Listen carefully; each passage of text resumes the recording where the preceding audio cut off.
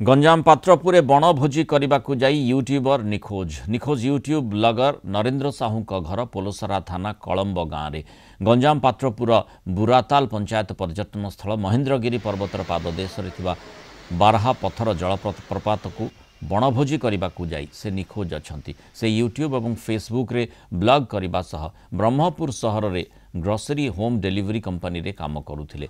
गत रविवार दिन से एवं जकर गाँवर तांको सांग गंजाम टोका फेसबुक ब्लगर शंकर्षण नाहक सहित अन्य दुई जन युवक मिसी बारहा पत्थर को भोजी करने को आसीथिले।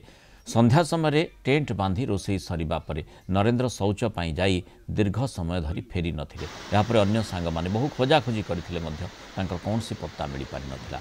जरडा थाना पुलिस और पात्रपुर अग्निशम बाहिनी कर्मचारी घटनास्थल पहुंची खोजाखोजी करथिले भी तांकर संधान मिल पारि नाही।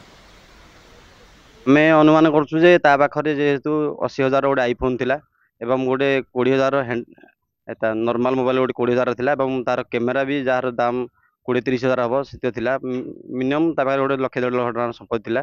पॉकेट रे भी केते पैसा थिला एवं सी चप्पल नैनी कि गाड़ी नैनी तार घर चाबी भी नैनी आ गोटे तार हेलमेट कैमेरा से जिनस भी नैनी।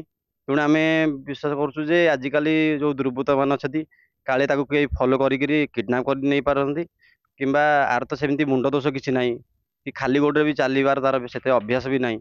तेणु आम भावुँ हे तो किडनाप हो पारे जे पैसा लोभर कि किडनाप कर।